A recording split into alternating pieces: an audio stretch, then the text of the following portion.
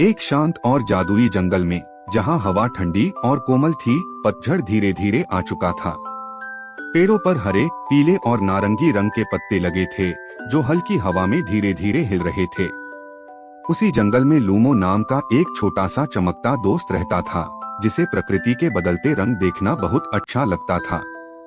एक दिन जब लूमो एक ऊंचे पेड़ के पास से गुजर रहा था, उसने एक छोटे से पत्ते को डाली से कसकर चिपका हुआ देखा। वह पत्ता हल्की हवा में कांप रहा था और नीचे जमीन को देखकर डर रहा था। पत्ते ने देखा कि उसके आसपास के दूसरे पत्ते धीरे धीरे डाली से अलग होकर हवा में लहराते हुए नीचे गिर रहे थे। वे हवा में घूमते हुए बड़े सुंदर लग रहे थे, लेकिन वह छोटा पत्ता और जोर से डाली को पकड़कर बैठा रहा। उसने धीमी आवाज में कहा, मुझे गिरना नहीं है।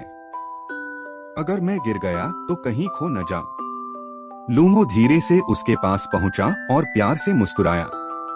उसने पूछा, तुम इतने डरे हुए क्यों हो? पत्ते ने उदास होकर कहा, यहाँ ऊपर मुझे सुरक्षित लगता है।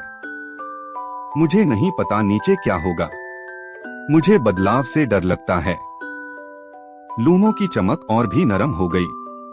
उसने कहा, बदलाव डरावना लग सकता है, लेकिन कई बार बदलाव अपने साथ नई सुंदरता भी लाता है।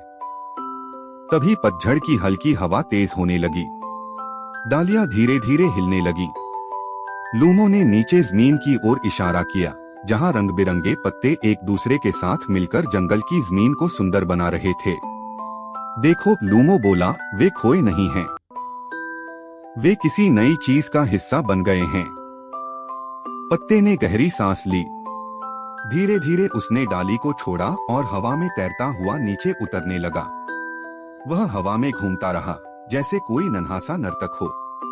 पत्ता नरमी से जमीन पर आकर बैठ गया। चारों ओर धूप चमक रही थी और दूसरे पत्ते उसके साथ थे। अब उसे कोई डर नहीं लग रहा था। पत्ते ने मुस्कुराकर कहा, अब मुझे डर नहीं लग रहा है।